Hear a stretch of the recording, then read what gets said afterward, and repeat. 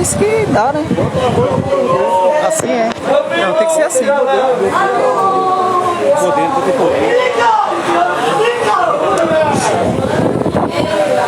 Salve a igreja com a paz do Senhor. Louvamos a Deus por esta rica oportunidade de estarmos aqui nesta tão bonita festa para juntos adorarmos a Deus. Gostaríamos de ler um texto, abra sua Bíblia comigo, João, Evangelho segundo escreveu João, capítulo 18.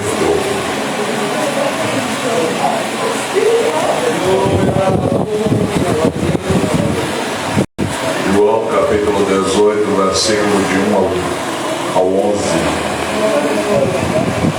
Deixa eu dizer amém.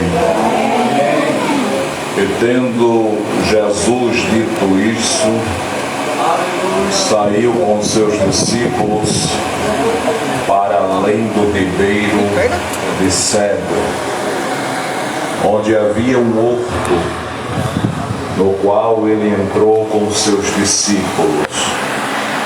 E Judas, que o traía, também conhecia aquele lugar, porque Jesus muitas vezes se ajuntava ali com seus discípulos.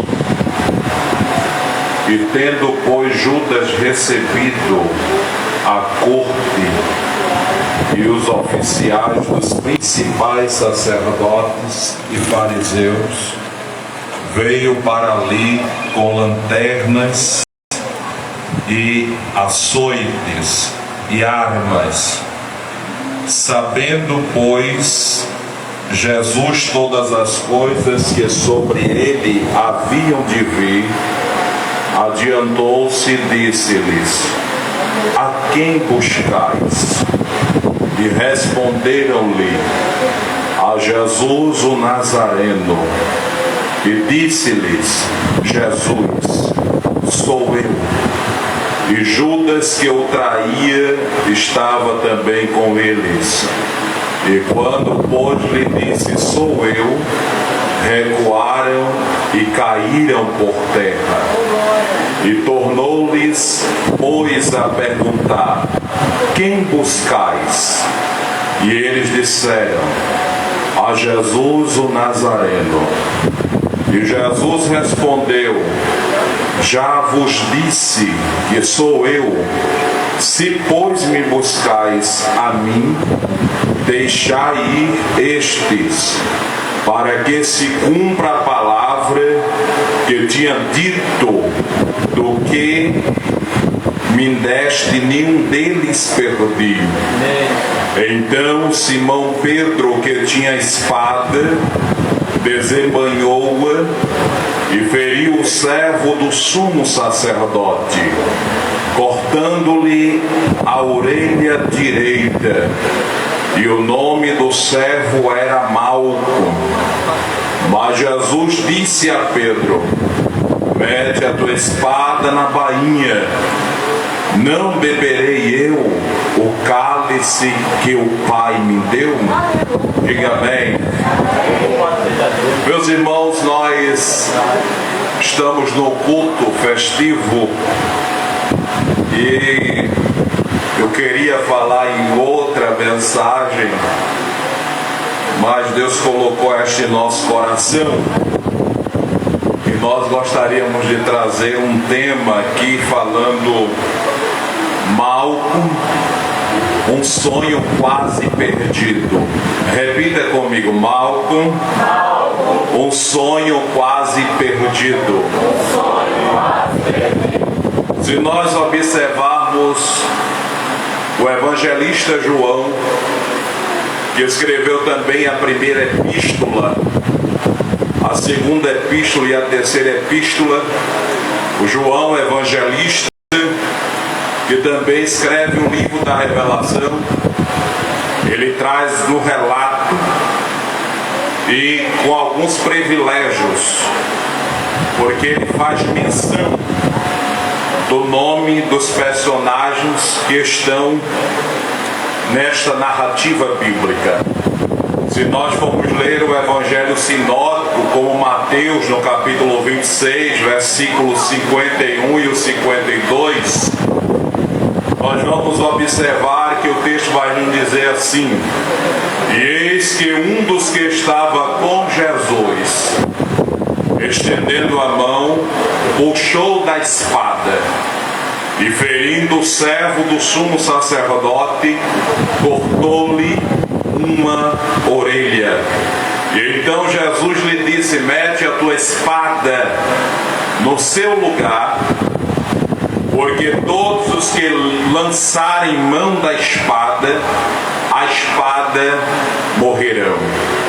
Nós vamos ver a narrativa também lá no capítulo 14 dos Evangelhos Sinóticos de Marcos, no versículo 44, aonde Marcos vai falar: então um deles feriu o servo do sumo sacerdote e cortou-lhe a orelha.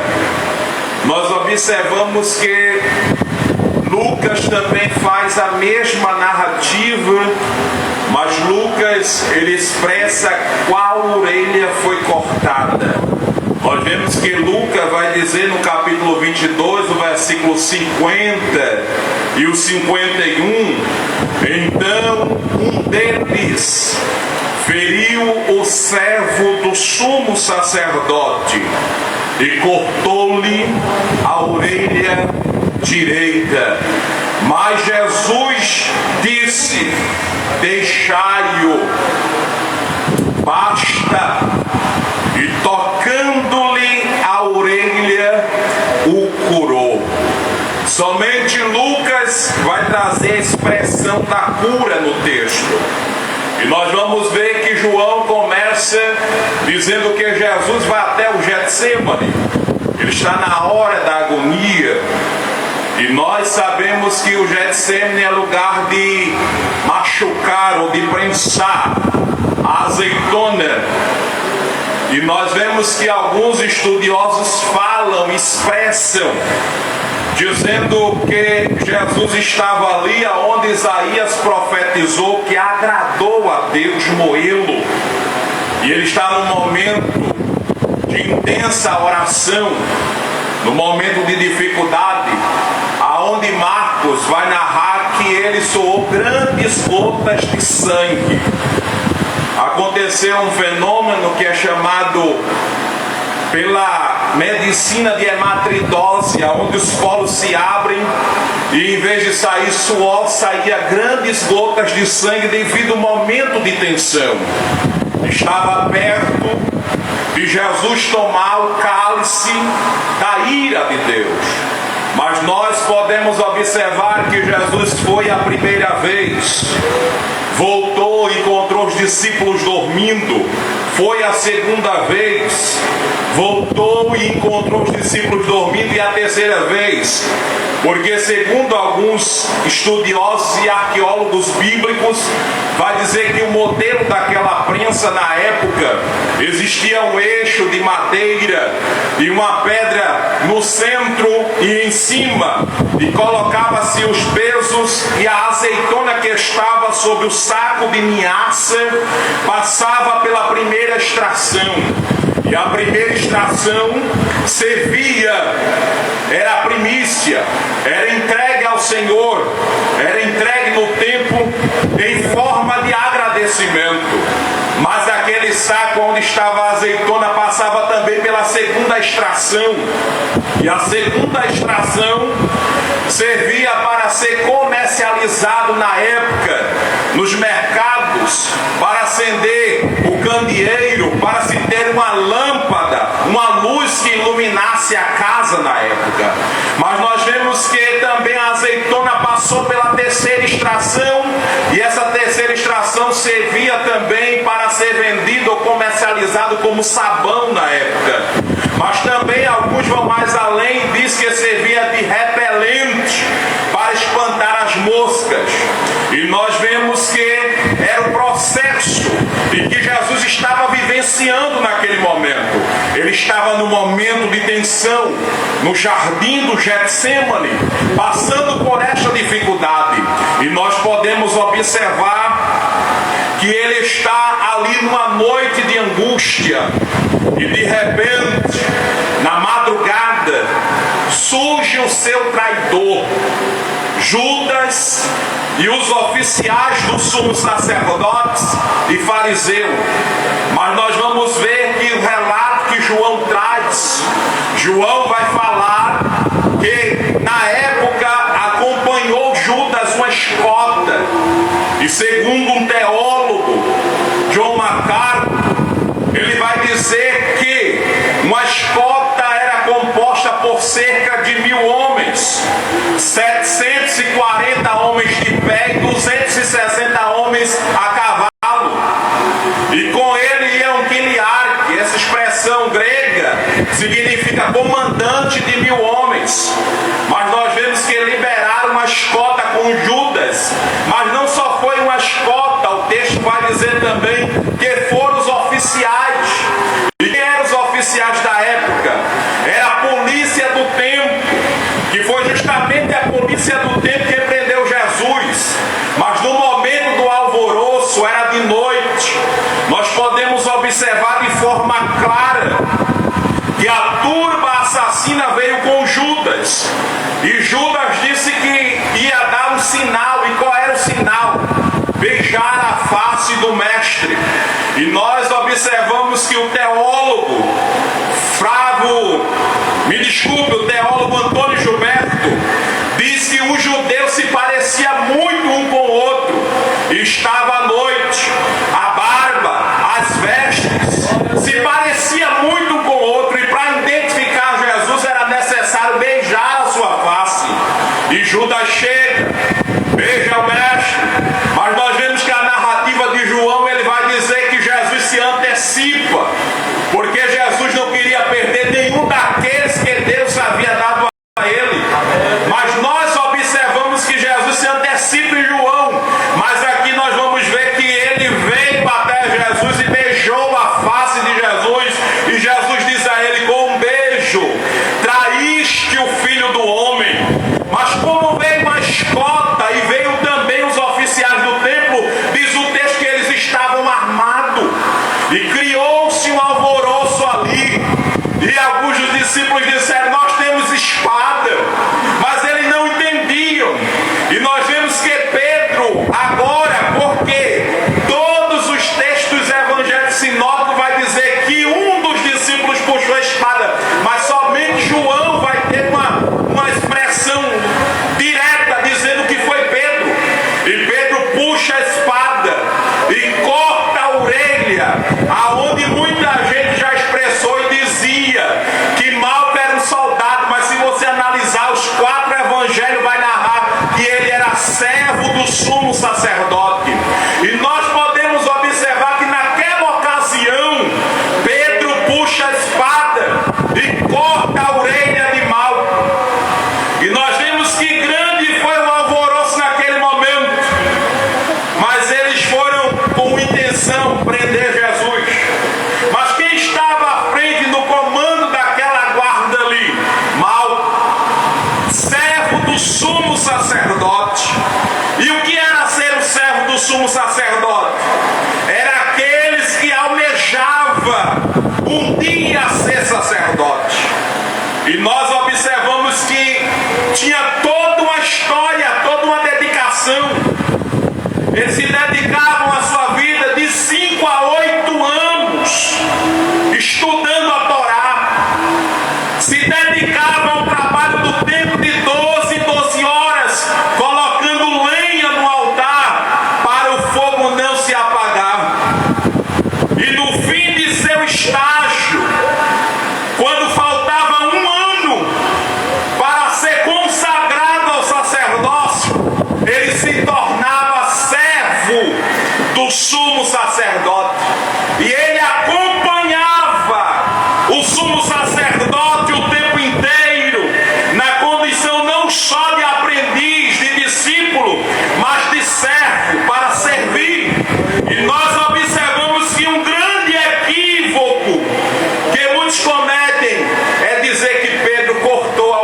soldado, mas não, era do servo do sumo sacerdote.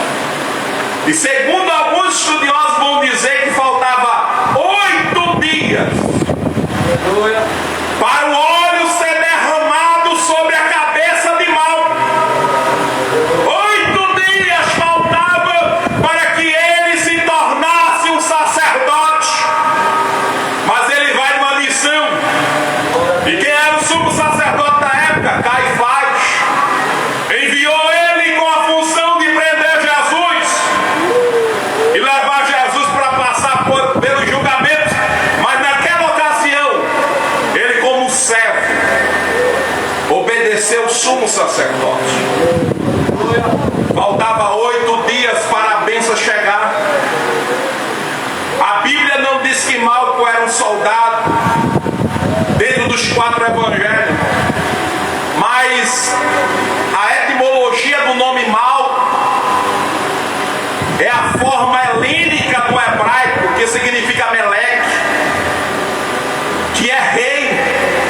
Na Bíblia ele é identificado por João como aquele servo do sumo sacerdote Caifás, que liderava a legião de soldados romanos para prender Jesus. O sumo sacerdote tinha em geral 4 grupos de servos: os chamados chefes dos sacerdotes, o comandante do templo, que era o responsável pelo culto e pelo policiamento do templo no santuário, e que substituía o sumo sacerdote em caso de necessidade. Os chefes das 24 sessões semanais, também os 7 vigilantes do templo e os 3 tesoureiros. O servo de um sumo sacerdote poderia substituí-lo quando necessário, e para isso ele era sabatinado pelo sinédrio da lei. Ele precisava preencher os requisitos exigidos pela lei, e entre esses requisitos estava o da perfeição no corpo. Levítico 21 e 17 falarão dizendo: ninguém da tua descendência, nas suas gerações, em que houver algum defeito, se chegará a oferecer o pão do seu Deus. Levítico 21 e 21 vai dizer: nenhum homem da descendência de Arão, o sacerdote que houver alguma deformidade, se chegará para oferecer as ofertas queimadas do Senhor. Defeito nele há, e não se chegará para oferecer o pão do seu Deus. Não podia ter nada deformado em seu corpo, defeito físico. O sacerdote, e às vezes nós criticamos tanto Malco porque foi prender Jesus, mas Malco era o quê? Era da linhagem dos levitas, da linhagem arônica, também estava debaixo da promessa. Aleluia. Era descendência de Abraão. Aleluia. Quem era o sumo sacerdote na época? Eu já disse aqui, Caifás. O sumo sacerdote não era como no Antigo Testamento, um homem escolhido por Deus. Mas por quê? O exército romano queria ter os seus privilégios, e com isso escolhia o sacerdote e colocava à frente para lhe ter as suas vantagens. E Caifás está lá à frente. Mas nós vemos que Malco se preparou toda a sua vida, dos 5 a 8 anos estudando a Torá, e agora a sua orelha foi cortada e ele viu seu sonho ir embora e exercer o sacerdócio.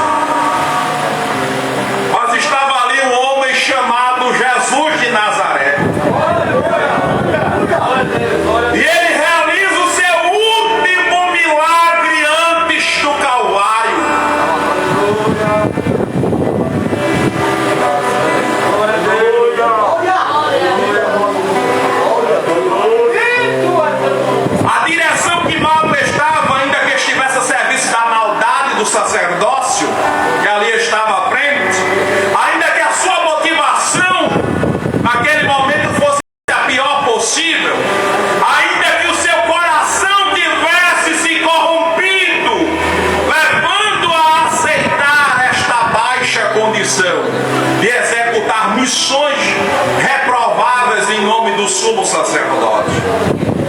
Malco, todavia, acreditava estar a serviço à obra de Deus.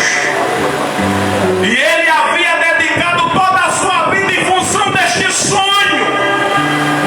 E qual era o sonho? De ser sacerdote. O sonho parecia ser frustrado na vida de Malco naquele momento.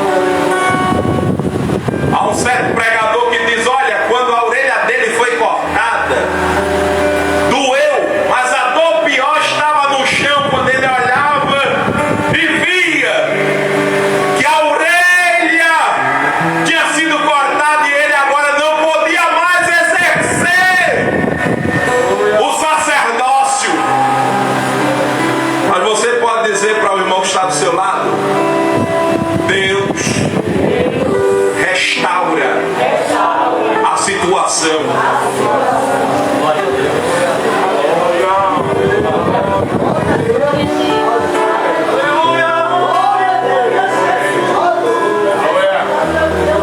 Somente João e Lucas vai mencionar que foi a orelha direita. E somente Lucas vai dizer que a ele foi curado. Porque nas leis cerimoniais estava a expressão que todas as vezes que o sacrifício se iniciasse, era necessário que o sacerdote fosse ungido antes de se apresentar perante o altar do Senhor. E as partes do corpo do sacerdote que deveriam ser ungidas eram o quê? O dedo do polegar da mão direita, o indicador, a positividade do sacerdote em cumprir toda a lei, o dedo do polegar do pé direito, indicando que os pés deste sacerdote andariam apenas nos caminhos do Senhor. A ponta da orelha direita, indicando que o sacerdote ouviria apenas a voz do seu Deus. A orelha direita foi cortada. Não tinha mais como exercer o sacerdócio. Mas Jesus, ele restaura. Jesus, ele muda a história. Não importa a situação existencial, vivencial em que você está, existe que está dizendo: os teus sonhos não são frustrados, porque eu estou contigo e restauro a tua história.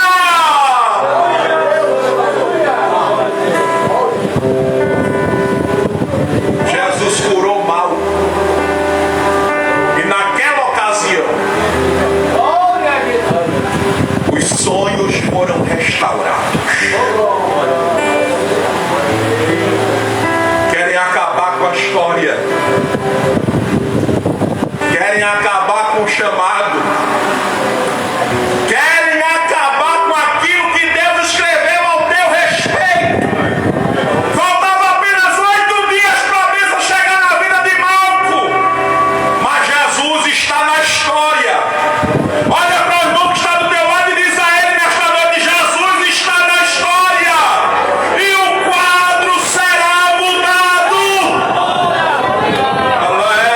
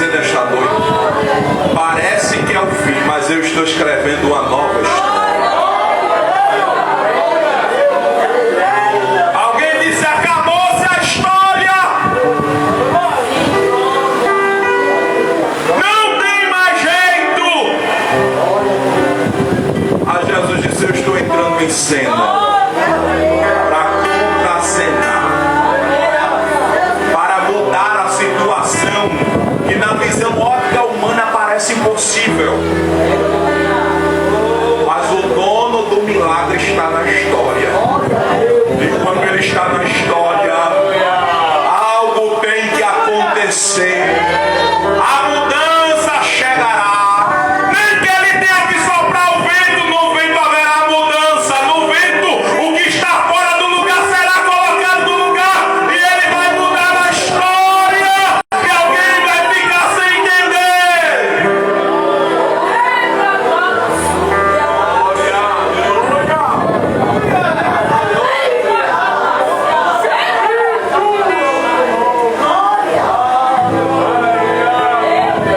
Mas por quê? Por que disso nesta noite?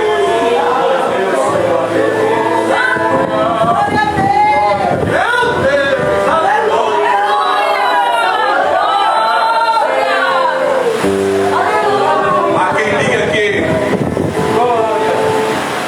naquela ocasião tem muita gente que gosta de ilustrar demais o texto. Diz que eu já vi um pregador dizer que Jesus apanha a orelha do chão e voa arena, nada disso. Eu não encontrei ainda dizendo que a orelha caiu no chão se ficou pendurada aqui. Diz que Jesus tocou na orelha e ele foi curado. O médico por excelência está aqui nesta noite. Ele opera sem precisar de anestesia, sem deixar cicatriz. O que é o teu problema? Para ele, ele é maior do que a tua dificuldade, ele é maior do que o teu problema. E ele está te dizendo nesta noite que entrou na história.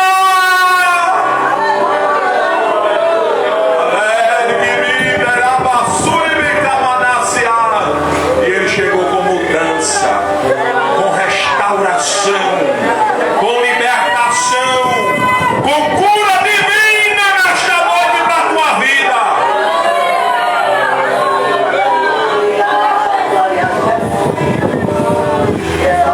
Eu queria fazer uma oração aqui com permissão do presbítero Jonas.